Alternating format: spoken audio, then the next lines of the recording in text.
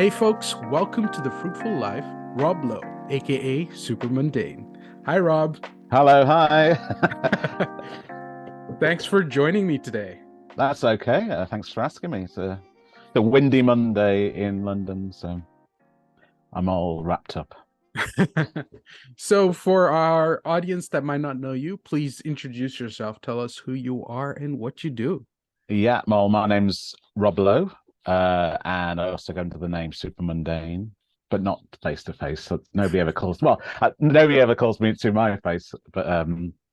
And I'm a kind of a graphic artist, illustrator, and I write quite a bit of poetry and stuff like that. I haven't quite got the competence to call myself a poet yet, but I've only just started calling myself an artist, so it'll come. And I trained in graphic design many years ago in the late 80s, early 90s. Kind of one of the last few to do everything in analog. So it was I did a national diploma in graphic communications, and there was no computers there at all. It was all paste up artworking, which was insane. And then H&D in graphic communications up in Middlesbrough, and we had just little Macs. But again, we didn't use them to artwork or anything like that. It was all done hand by hand. So yeah, and then I was a graphic designer for 10 years. I did magazines, and then last 10 years I've been doing this as well as so I get commissions and I do my own personal work. Well, I'm looking forward to digging into a little bit more about you. But before we do, I like to get started with this little icebreaker question. Okay. Uh, if you were a fruit, what fruit would you be and why? um, I would be. That's a good question. I'd probably be an apple. I Okay, mean, yeah. why? I don't know. I mean, uh, I I don't know why. I mean, I eat lots of apples. I was just thinking of what do I eat? And fruits. That's the most fruit that I eat is apple. I don't eat enough fruit probably, Huh. but they're good. They're just honest, quite sweet, and good utilitarian fruit, aren't they? The apple. Yeah, as they say, an apple a day keeps the doctor away. So, Well, there you go. Yeah, that's the saying. so tell me a little bit more about you. I'd love to dig into you as a kid, young Rob. Was he creative? What basically drew you down the path that you are on today?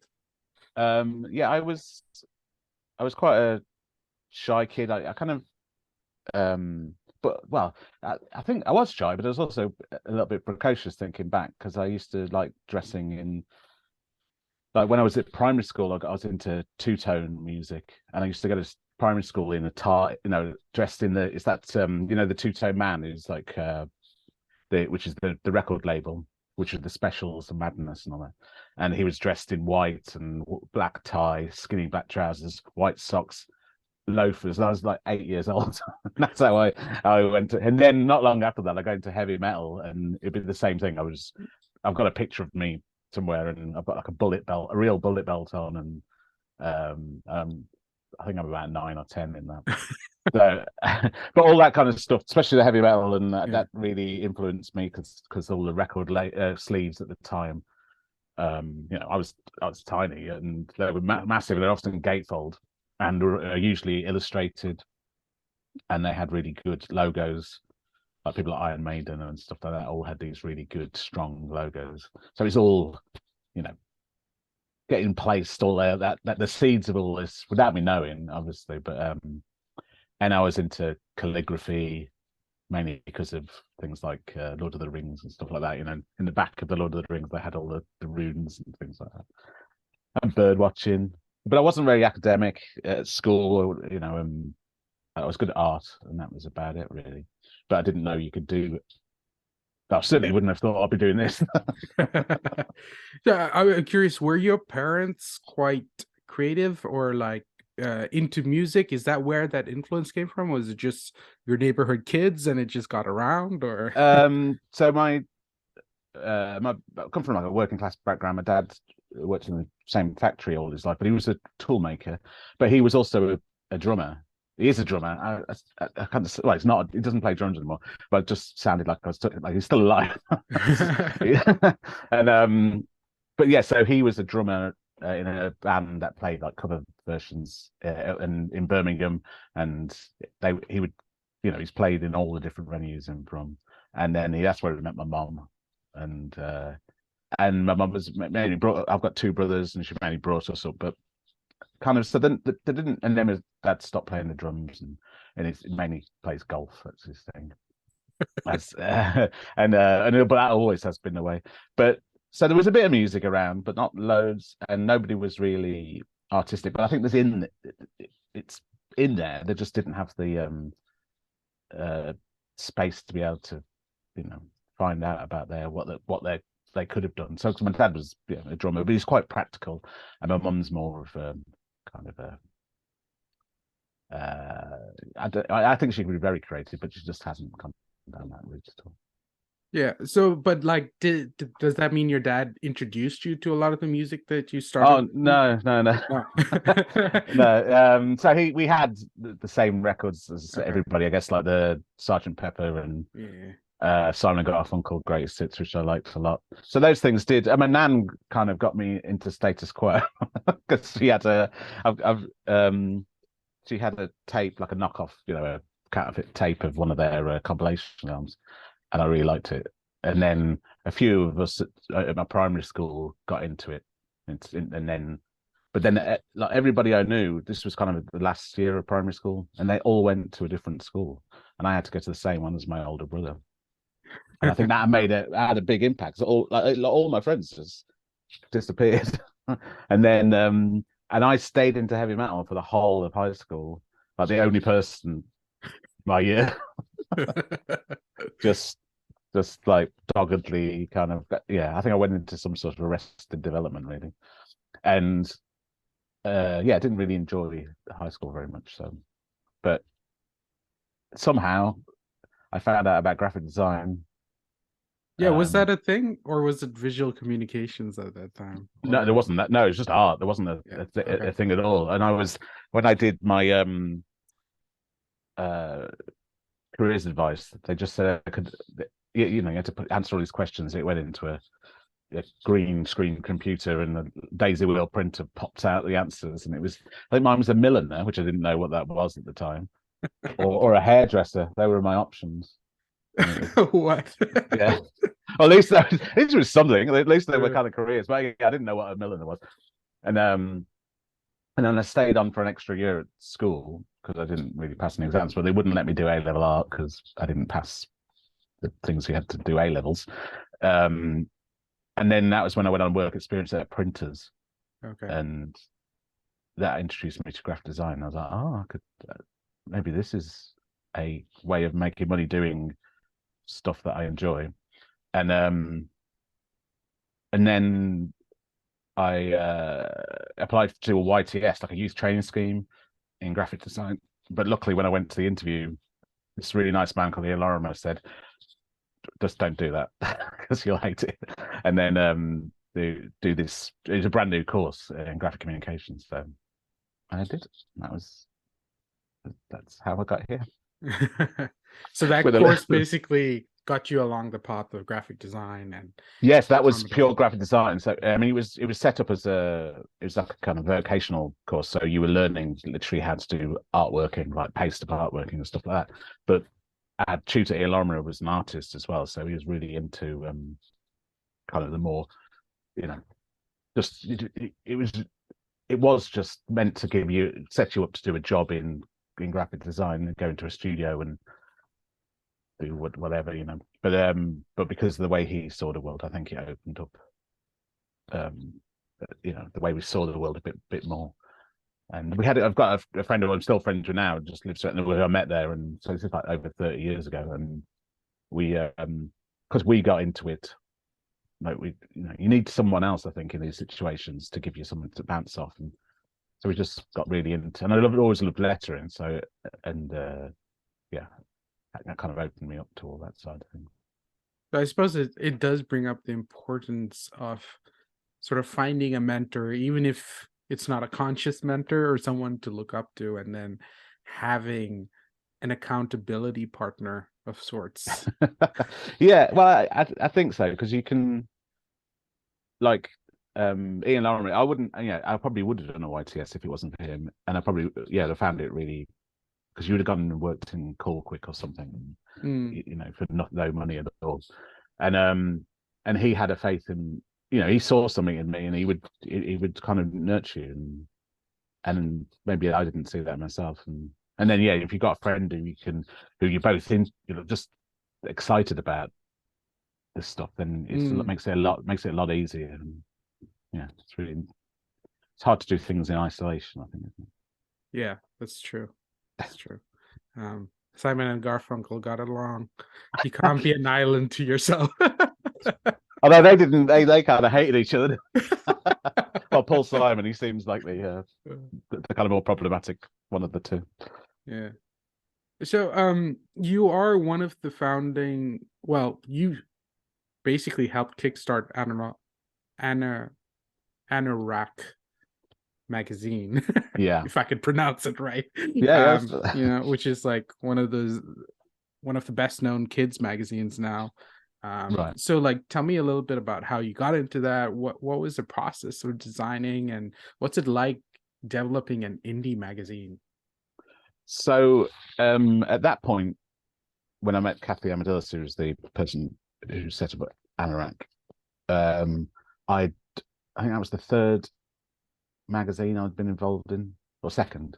So I was working at Ministry of Sound, designing album covers for them, and then at the same time I had my Super Mundane website, just the very beginnings. This is like 2000 or something like that, and it became quite big in West Coast America for some reason. I have no real idea, and through that, a guy who was redesigning a magazine called Sleaze Nation offered me a job there as a designer, and so I took it. And I was a senior designer in the in-house design company at Ministry of Sound at the time, Right. and so I took a pay cut and went, and then the magazine folded after 4 issues, so I was Oh out of a gosh. job. Yeah, and then we started another magazine called Good for Nothing, which was a free magazine. It was the first one I designed completely myself, so I got all watercolors out and all that kind of business, and that lasted for 8 issues, and that went bust. So, and then that's when I was introduced to Kathy,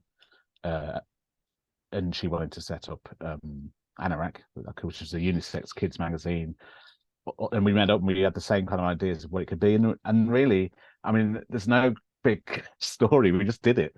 It's like she wrote most of the stories at the time.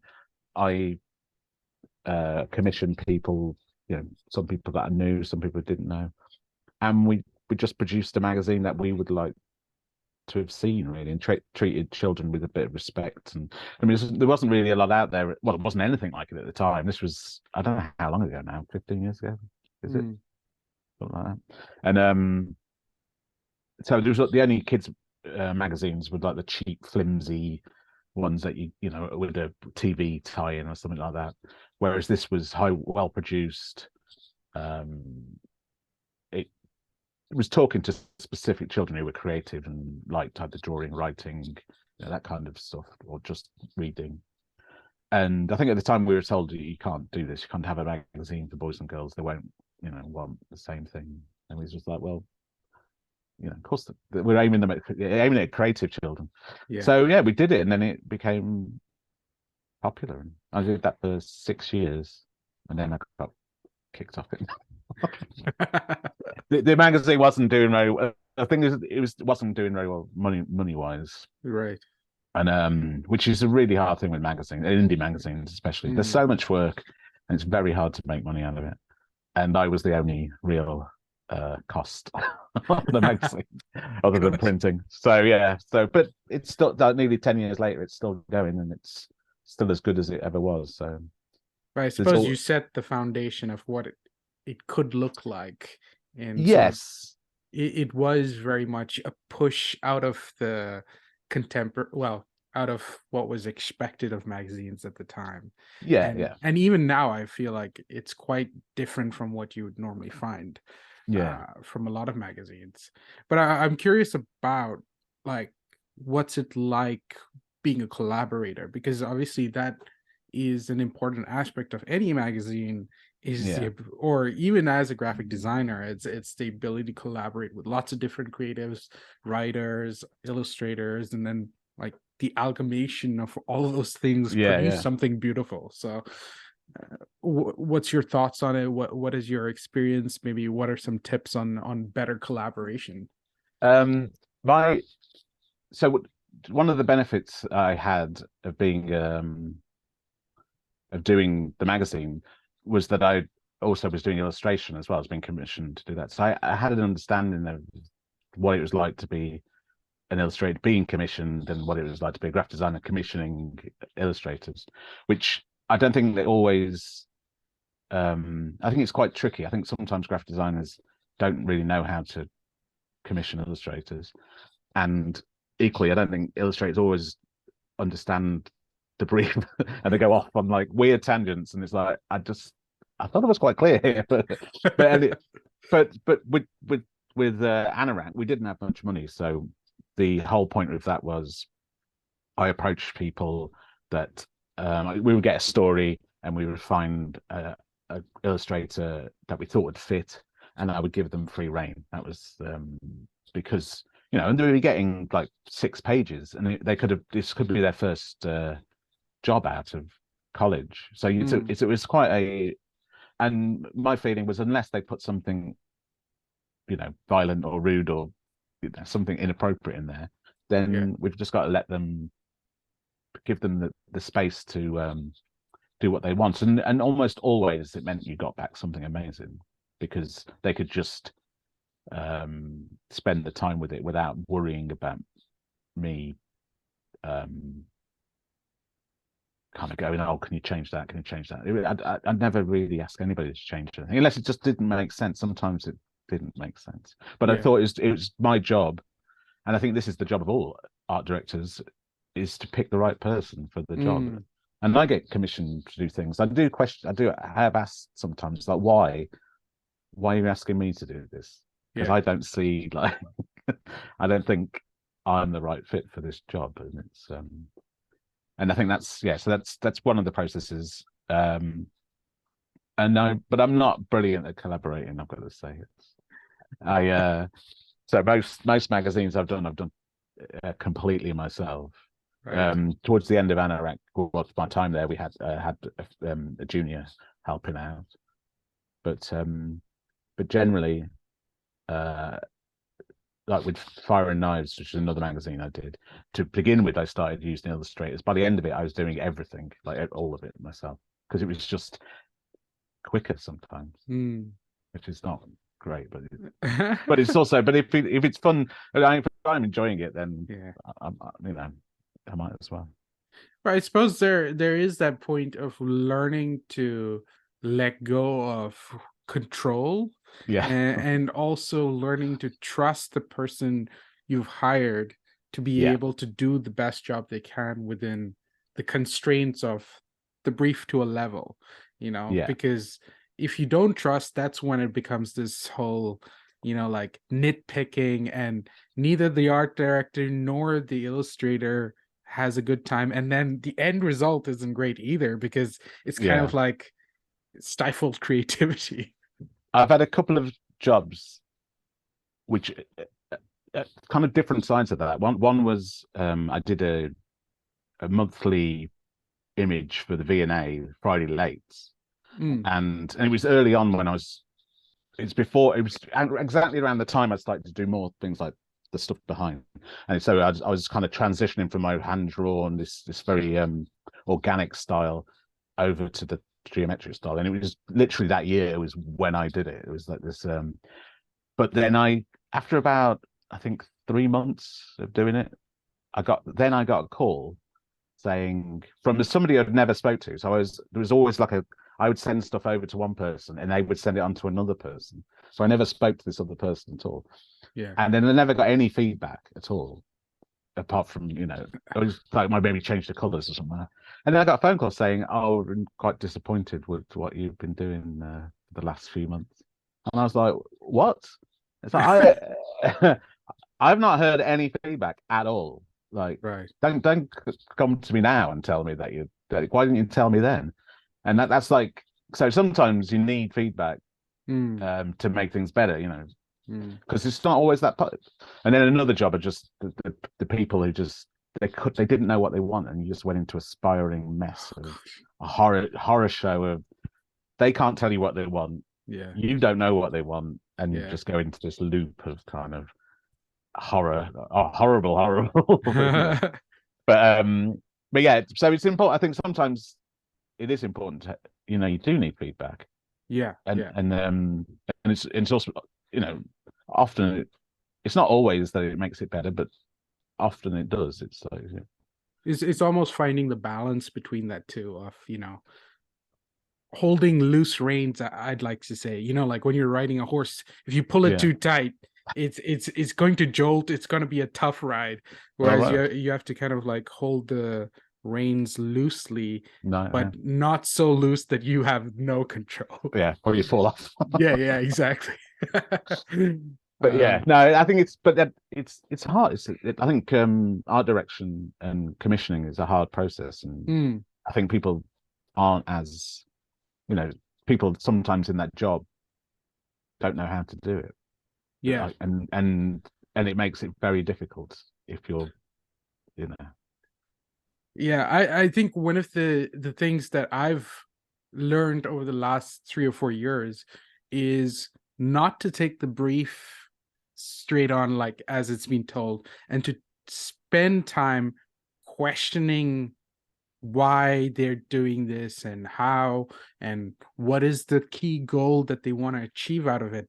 Because otherwise the work I create might be to the brief but won't actually meet the goals, and then they think it's like the work I've done has not matched, but actually it's a miscommunication between what they actually needed versus what they thought they needed. And so Yeah, it's almost like being a doctor, and like the patient comes, I think I have blah blah yeah, disease, and you have to be like, okay, that's great that you think, let's test out, or let's walk through yeah, some of the questions to see if it's aligned. And then I find most of those jobs tend to be a lot more smoother because we've both agreed to, okay, here's the key goal, and now, okay, what's the best way to achieve it?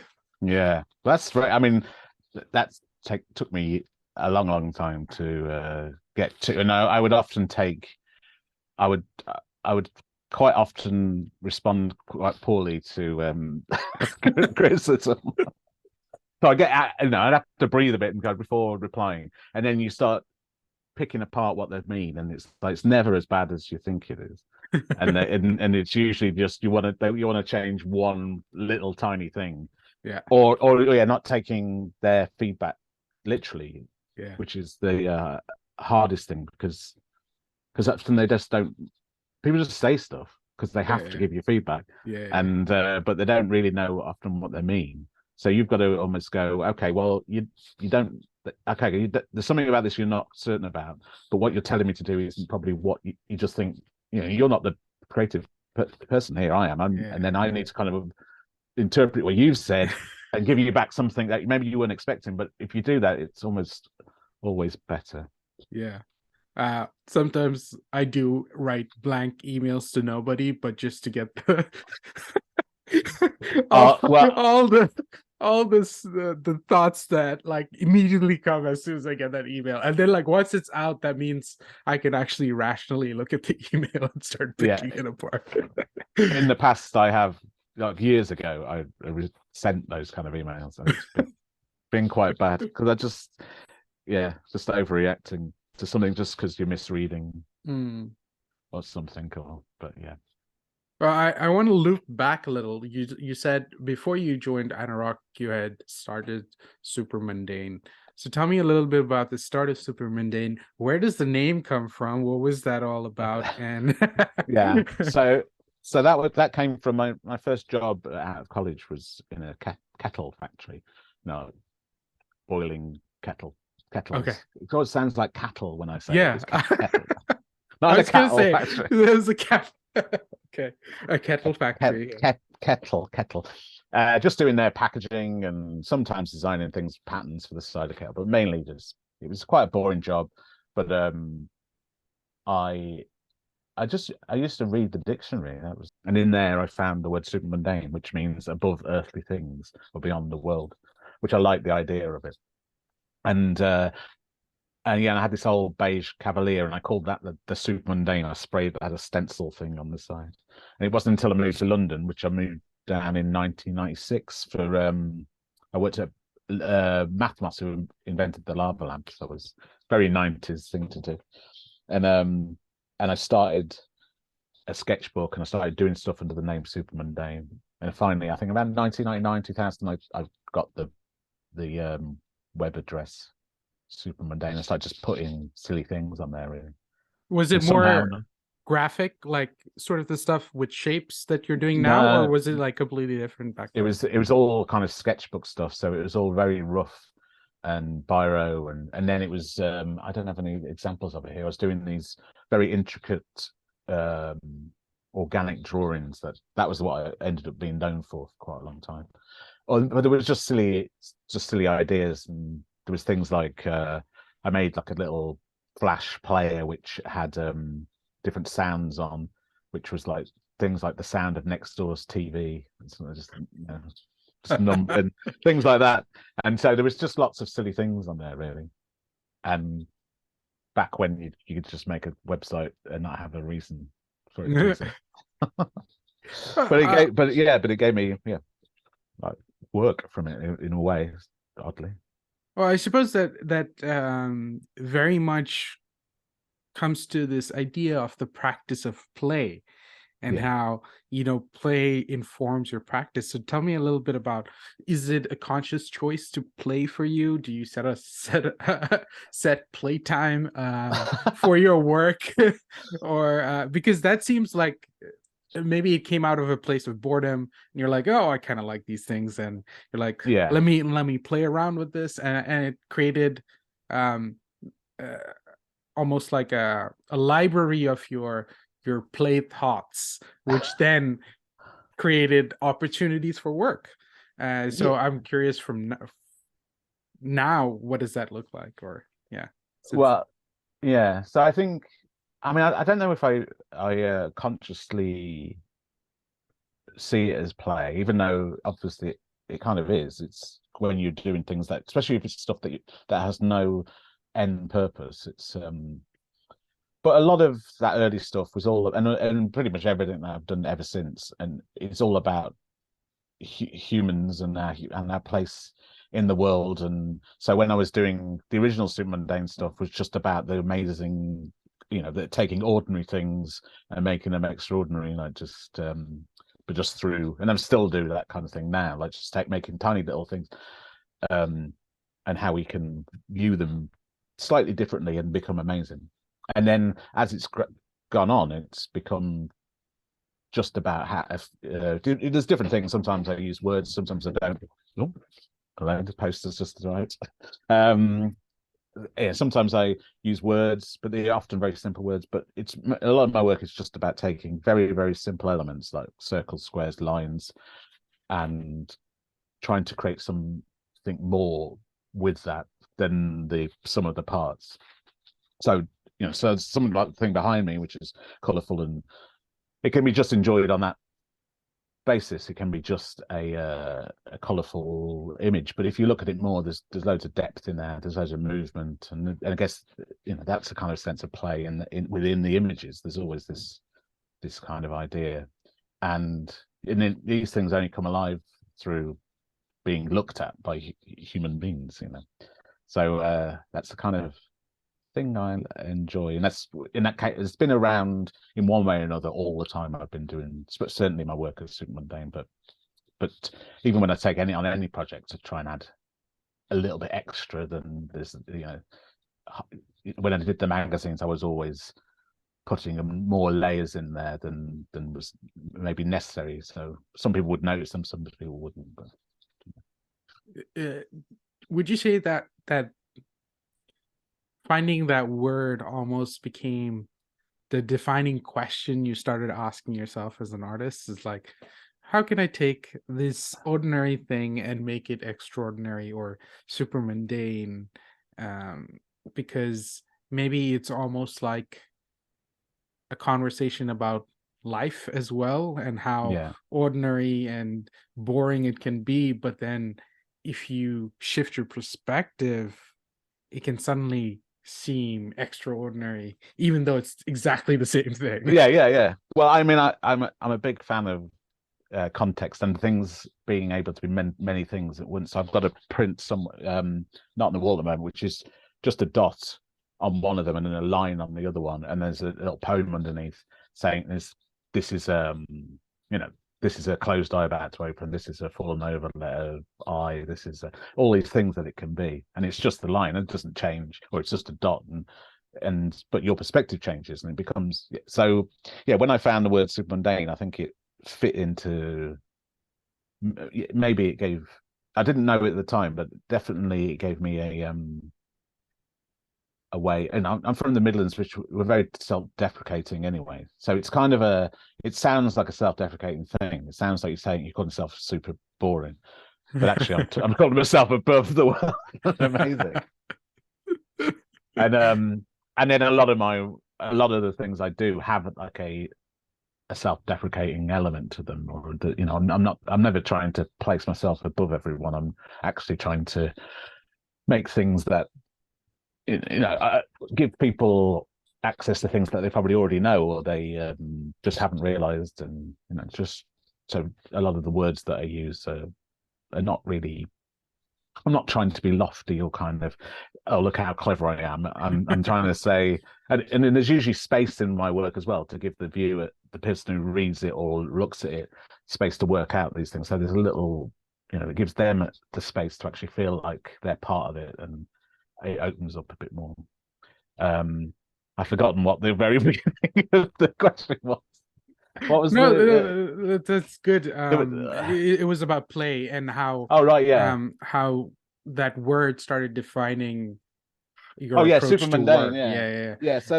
So then I think then I read, you know, when it's like I think we're kind of always doing this where you kind of know a lot that know, you know who you are really sometimes, yeah, but it takes, yeah, words or something like that, or just other just people's descriptions of something to kind of go, oh yeah, that's how I feel. So I think, yeah, the term super mundane came about. I mean, partly the only reason I use that is because my real name is Rob Lowe, and he was a really famous actor who's been around all my life, and I couldn't get Rob Lowe, and also I didn't think I'd ever be in a position to make a living out of this. mm, So it's just a thing to hide behind, really, but also give context to this. Yeah, seeing amazingness in normal things.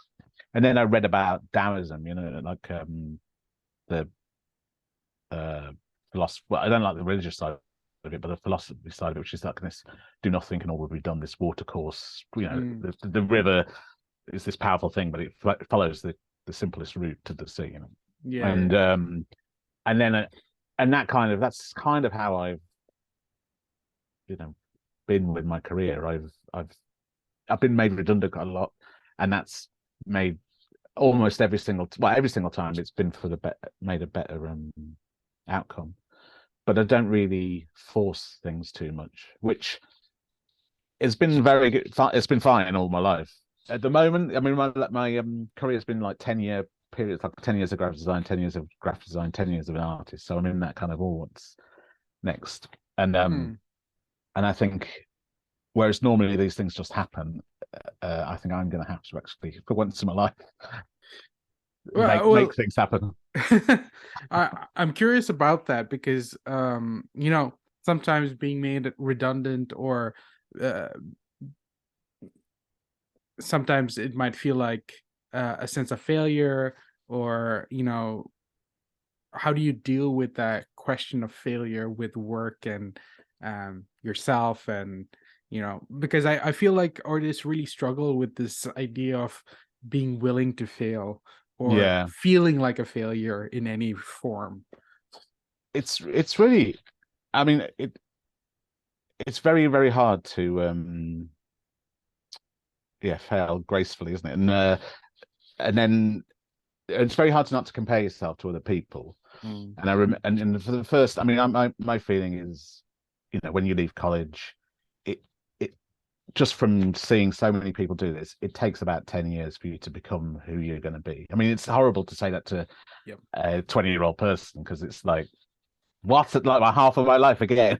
Yeah, But yeah, it yeah. is, it's almost every time, you'll do good work, but around 10, 8, 9, 10 years, suddenly you can see them doing their own work.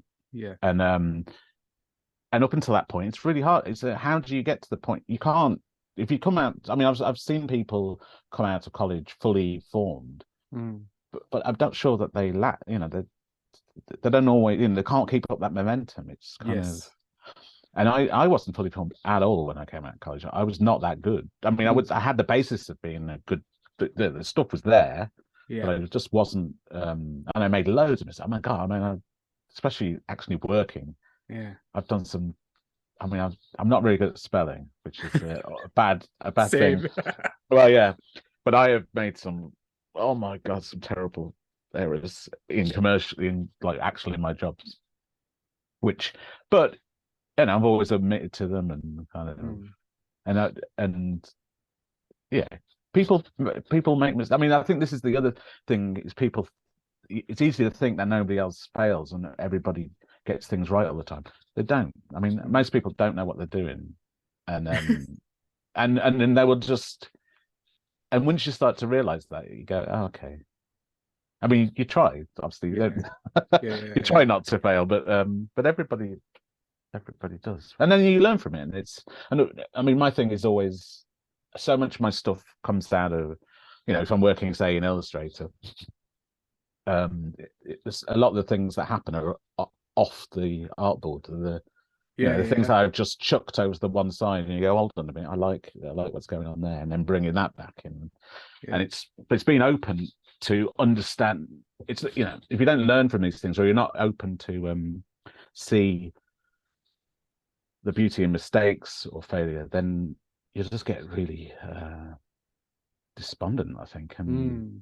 Yeah. And also, I think there's a lot of people that give themselves an end goal and doggedly go to that end goal. It's like, I mean, I have a thing about perfectionism, which drives me insane. This idea of, oh, I'm a perfectionist. Yeah. It's like, and that just seems to be a mixture of weirdly lack of confidence Yeah. and and like a self-belief. It's like this weird toxic mixture of somebody, they haven't got the confidence to actually go, oh, it's not quite what I wanted, or I've done something different to what I wanted. Yeah. It's it's just it's there's the yeah, just to say that, oh, I'm never happy. It's like, well, maybe you're doing the wrong thing. Yeah. You're not. Also, you're not a very good perfectionist. Mm. Anyway, that's an aside. But yeah, I don't think perfectionists seems to learn from mistakes. Yeah. Yeah. Yeah. I like to frame it as pursue excellence rather than perfection, because perfection is unachievable. That's why it's perfection. Right. Okay. Whereas excellence is, making yourself that little bit better every Yeah. day. And then over time, you have that compounding effect of, Yeah. 1% better today, 100% better after, Yeah. Yeah. 100 days.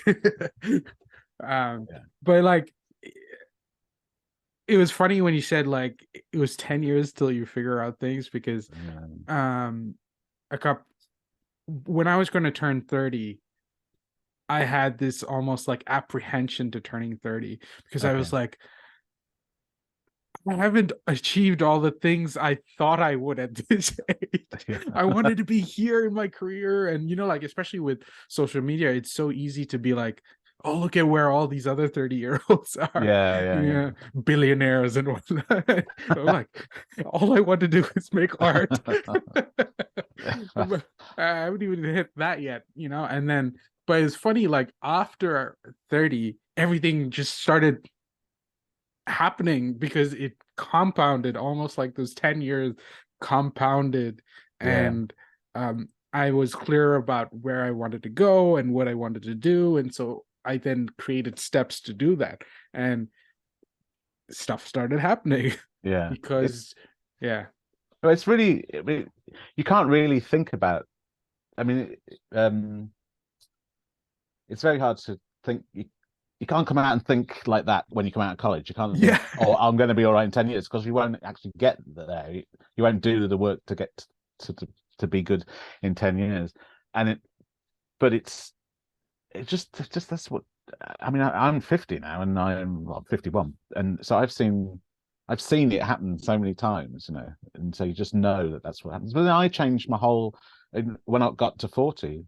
I'd been doing, as I said, these organic line drawings, which I was really known for. I was very good at them, but I felt like I was in a complete dead end, and I didn't know how to progress. And then one day I just looked at how I constructed them, which because they're all just thin line, just the same line width pen, and I ended up doing something geometric, and it was like, okay, yeah, I can see this, and I can literally see I can work on this. Is a whole new way of working that I can explore for for years, until that's been like 10 or more than 10 years, and until and I'm still using very, very simple elements, and I'm still for me at least, I still think I'm making interesting and new work. Now I'm writing more as well, which is another side of things. So it's just these things just. But I'm a big fan of allowing things to naturally happen, but it always takes me a long, long time, and also just this being able to go back to ideas. I think there's this idea that everything has to be forward juggernauting on, and actually, there's lots of ideas. I mean, I've got loads of sketchbooks with stuff that in there for years, and that one day I'll probably do it when it's right. Whereas, I don't think there's anything wrong with going back to ideas that you had in the past and exploring things, because they change. I mean, the context, as I say, a lot of context, because once the context changes, it's the meaning of the work changes as well. Yeah, 100%. I'm curious about your choice of colors, because previously to that, you said it was fairly line heavy, and Yes. now there's a huge sense of vibrancy of your color palette. Is there specific influences that push that? Yeah. So the drawings I did before were at most two color, so usually black and white, or black and one other color, and in that, when I used color in those situations, it was to create depth, so it was to push things back or forward. And it's the same. Well, how I use color now, and I use pattern as well in a similar way, to create depth and connection. So I only realized fairly recently that when I printed something out black and white on my printer, that my colors are tonally quite similar. So and so it's the contrast between them that's doing all the work. Yeah. And because I don't do figurative stuff very much, I've never had to worry about creating blue sky or green grass or anything like that. And then just not, I don't know, I've just never found it. I've never worried about it. Whereas I know a lot of, I was brought in at one point to do a workshop in Chelsea at the graphic designers, because graphic designers are scared of color, because it's like, how they need to justify everything. Yeah. And whereas my thing is I'm trying to use color as an extra element to create movement and depth and, say, connection of different planes, and that's generally what I use. And I just like bright colors, but I like black and white as well. I use that as well, but people never remember the black and white. But yeah, so it's I mean, I've only recently read like Joseph Alba's, is it Connect? It's about color, and where he puts, there's no real true colors. It all depends on context and what they're next to changes. Yeah. So it's, I like all those kind of, again, everything that I do, it's just about the viewer looking at it, and rather than it being, if you I think I've said this in the past, where if you had a big painting of a a landscape, like a a constable or something like that, a dog would probably know that that's he recognized it, but he wouldn't give it. He wouldn't care about like the stuff I do. It's got no interest in it. But whereas babies do love, when I have open studios, and you can see, especially the bolder, kind of more simple stuff, they're completely, totally directed towards it. Naturally, we've got this natural love of pattern, and we're trying to work things out all the time. I mean, it's frustrating sometimes when I do very abstract things. People always want to see something in there, but we're built. That's how we're built to see pattern, and that's probably for survival reasons. But now we don't need to see like whatever it is in the wild. We just use it for decorative reasons, or not decorative, but it's a few years ago, I had this. It was during lockdown. I think I had this kind of slight crisis of, I'm just doing lines and color, and does it mean anything? And then I was, I'm not going to remember. I was reading an essay by Amy Silmain, I think the artist's called, and she was talking about making work that can change somebody's world for a split second. And then so if you can make something and they stand in front of it, and even if it's slight, if their world changes even slightly for a second, then you're doing something that's worthwhile. Oh, sorry about that one. Yes, you're doing something that's worthwhile, and I thought I'll take that. I'm happy just to change people's world for a split second. Yeah. Well, I think we're all hardwired to recognize patterns, as you say. It's why you can look at something like a plug and see a face. Yes, because it's just pattern recognition. And then for me, I suppose sometimes I just want to draw something because I like to draw that thing, and sometimes I just look back after I've drawn it, and then I see like, oh, I was sort of trying to work through an emotion or something, and now I can give it a name, but at the time I needed to almost tactily verbalize it. And then through that process of tactile verbalization, I had the actual verbalization of that thing. So do you work, because I don't really work in narrative, and that's although I've started to more with poems, because I'm telling stories that I can't tell in other places. But it's interesting, I think, that so I'm not from an illustration background, and when I taught an illustration course in Bournemouth for a year, and they would definitely, what they loved is narrative and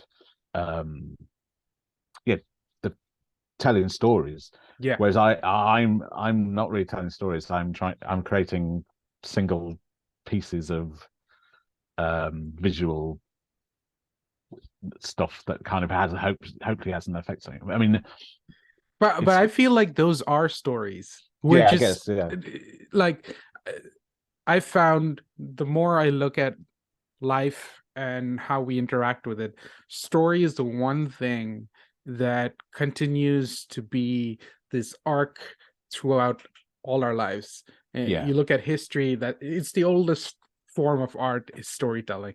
And sort of like, whether we're aware of it or not, we're actually having internal stories that we tell ourselves. And so I find if your internal story is driven by a negative emotion, that then turns into a fear, and that fear becomes the narrative of where you're going. Whereas if you shift it to positive emotions, then it's a hope for something better. And so, like, I find art is often almost an internal story that is trying to be vocalized, but hasn't yet found the words to say it. But maybe it's there in our heads and our subconscious recognizes it, but we maybe can't externalize it with our words. That sounds good to me. I mean, I did write a book which I'd like to expand and republish, called Lines Are Human. And yeah, thinking about, I mean, I said that my stuff's abstract, but actually, yeah, it's always about being human, and the fact that we define our space in the world through lines. You know, Mm. they're everywhere. When you start looking at it in language, abstractly, in reality, they are everywhere. And where we are, there will be lines of one description or another, if it's boundaries or if it's no, we just use it all the time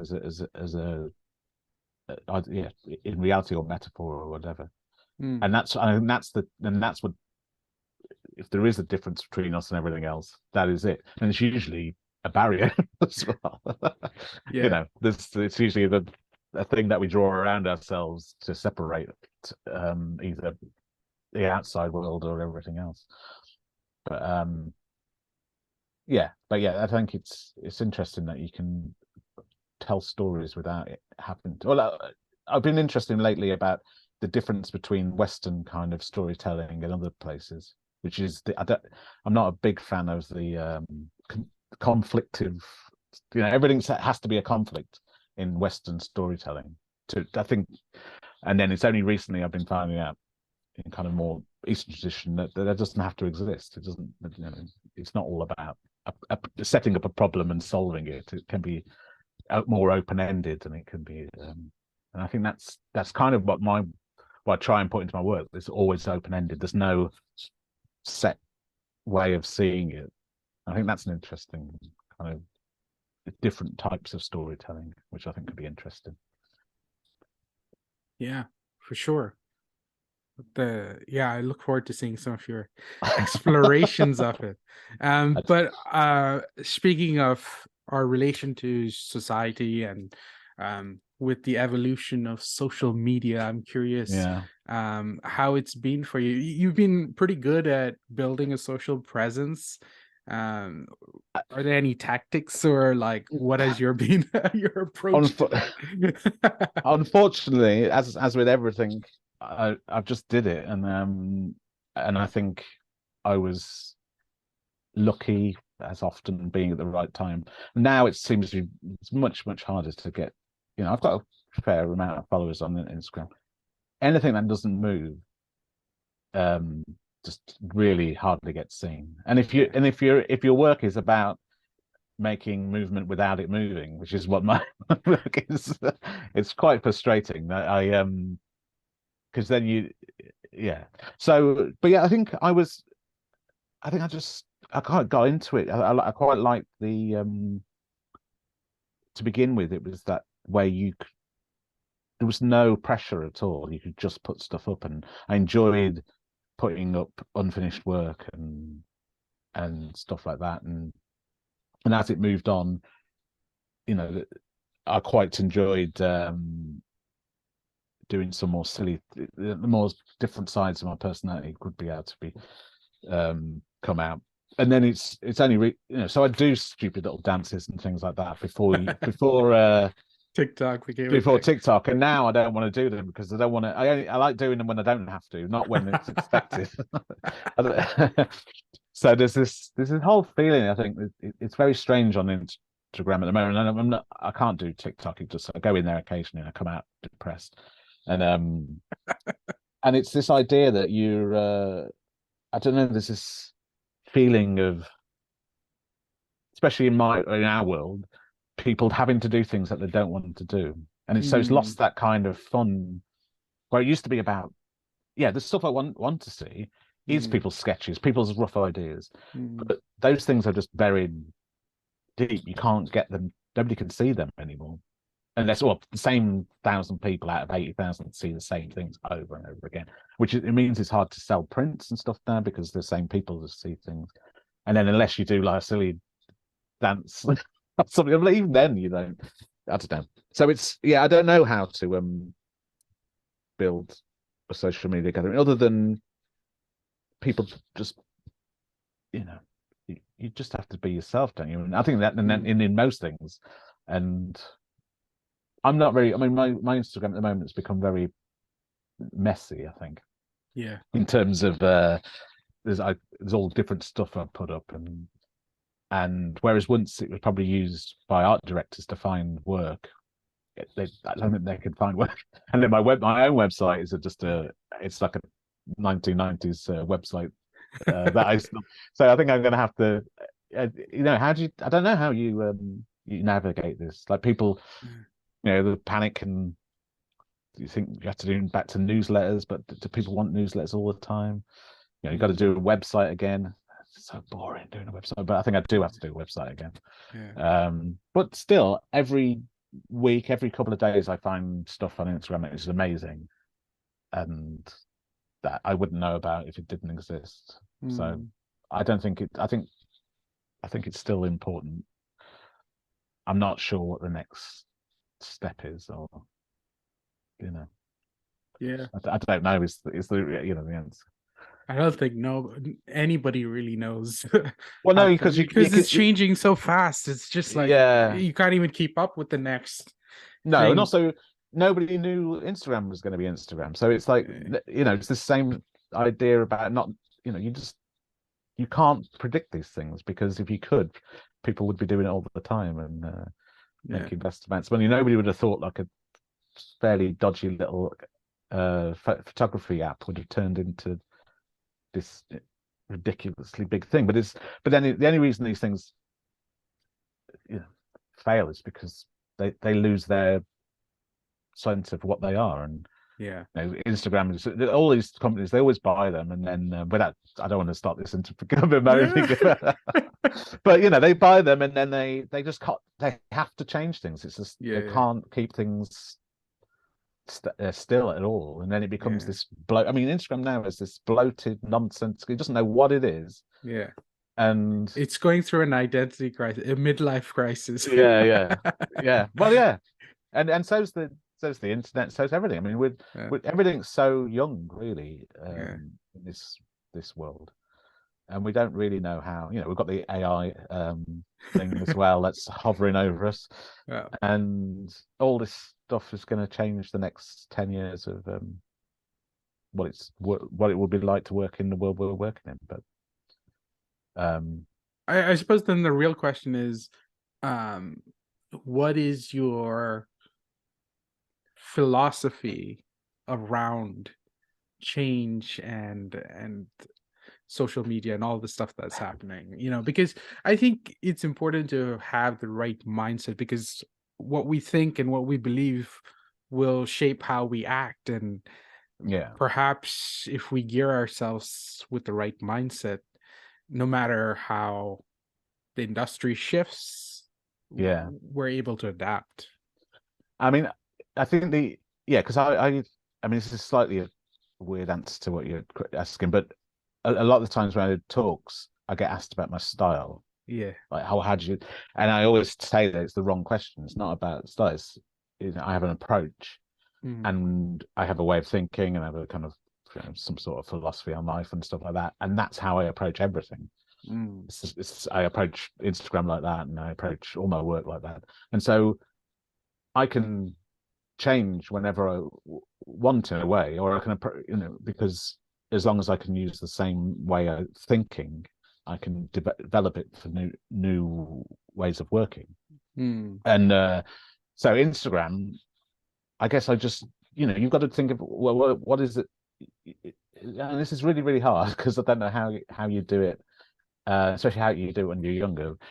But knowing what you're good at and what you like and who you are, that's how, and being authentic, which is it's an annoying word, but I think it's very true. It's like if you can be authentic, then authenticity is it just shows. It just there's the universal is in the particular, isn't it? It's like you don't have to appeal to everybody. You don't have to, but people will. I'm reading like all kinds. I'm reading about a essay about the menopause at the moment, and it's like I'm not going to ever go through the menopause, but within that essay, there's things I'm learning about how I see the world and stuff like that. So and how I do talks, which are kind of a bit ridiculous, and there's singing in them and stuff like that. But that came out of me having to work out, hating doing talks, and so I had to find a way of doing it, which now looks like the opposite of someone who's shy, and but it's because it's this quite over the top thing, but it works for me. Mm. And I think I've gone on a tangent, haven't I? But yeah, I had a I think I mentioned it in the Birmingham where we met the Birmingham Design Festival, and there was it's like if your weirdness, your faults, all those everything that's seen as being negative, but is probably uniquely yours. If you mix them with what you're good at, what you're naturally good at, then you'll start to probably make unique work, and people will Mm. be interested in it. But there's so many people who are good at things, Mm. like it's so finding out. I suppose we the problem. One of the problems with social media is we have all become very atomized in it culturally. We're all, Mm. and if you only surround yourself with what you already know and what you like, it's very hard to progress. Really. And I think reading's really important. No, I didn't. I would say I was very unacademic until and I was still unacademic. But when I came to London, I started buying books on philosophy. I started Mm. reading just all kinds of things, and that's how I progressed. I read more now than I would ever read in my life, really. Yeah. I you're right. Reading for me has always been a window into a new world of possibilities, and Yeah, it inspires ideas and thoughts and shifts your perspective on the world. And I think it basically shaped Western society. I was just yeah, listening to a talk on Exodus, and it's talking about how the the Bible, as much as people may have, aggressive ideas or contradictory ideas about it, the creation of the Gutenberg press and everything yeah, came out of the Bible. And the reason why the Western world is literate today is because of those efforts at that time to bring this book out. And a lot of our language is also shaped by, say, yeah. the English language we speak now is shaped by the King James Bible, which Oh, is yeah, yeah, so uh, whether we like it or not, like reading um, has massively shifted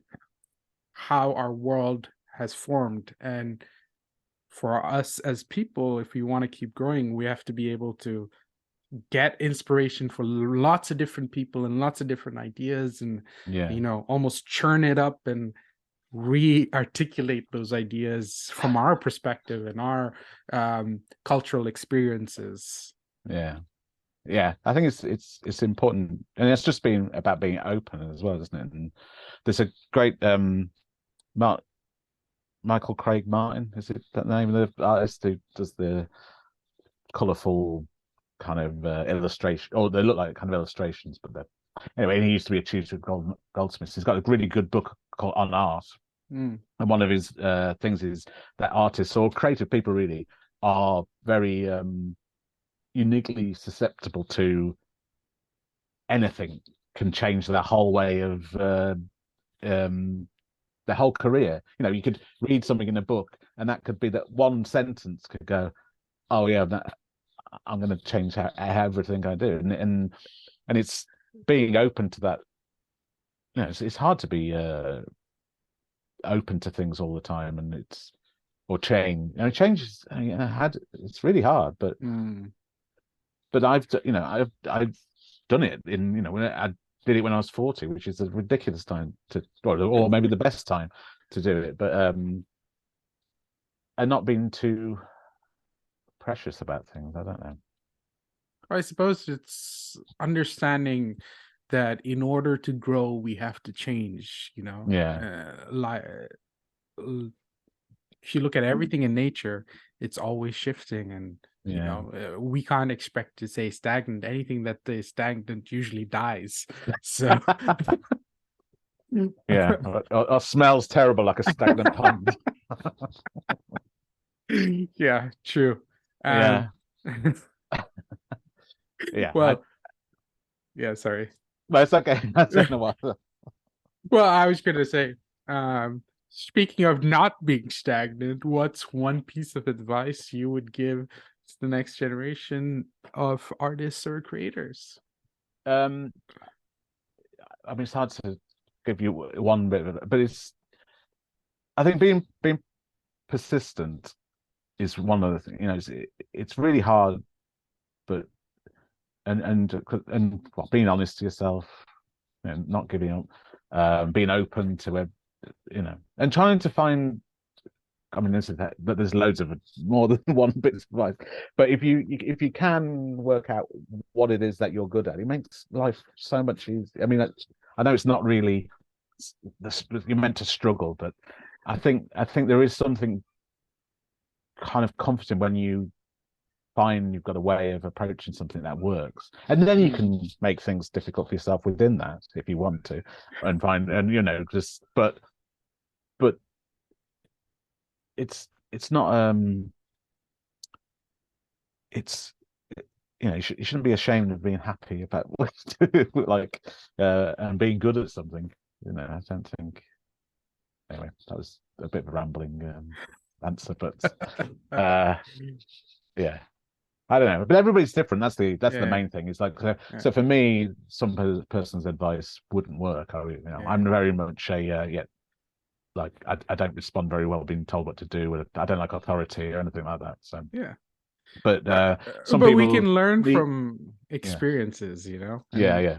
I think that's the important thing, is hearing what sort of the ideas behind your experience and why that is shaping your advice. So persistence, I think, is, I mean, that's more than anything. It's just it, because that can be seen, that can work on many ways. There's persistence in doing this stuff, but persistence in finding your way of working, and you know, and also being willing to realize, you know, that it might not be it might not be right. You can't, you know, I could never be a surgeon. I just couldn't. There's loads of reasons why I couldn't, but I couldn't. But I think sometimes people nowadays go, well, that's what I want to do, and then try and force to do it rather than going, I really know I can't be a surgeon. I mean, I don't know if that's a bit, you know. Anyway, I don't know, but I'd sum it up as being open but persistent. Yeah. Willing, just listening out for things and seeing, well, understanding yourself, which is, I say, is hard. Yeah, but and that takes time. But again, that's a bit of persistence in there as well. And the question I like to always end these interviews with is, what does the word fruitful mean to you? Well, creating something that creates something else, maybe it's like a kind of an abundance of something. So that's part of what I do, I hope, at least. I make things that then go on to hopefully encourage other people to do things. So I've got, like, you know, it's just simple things like I think you're wonderful print, which hopefully every time somebody gives that to someone or puts that on the wall, somebody looks at it and it's like, you know, this is the ongoing thing. And I think fruitfulness comes from, you know, generosity in everything, really. Yeah, that's cool. Well, hey, thank you.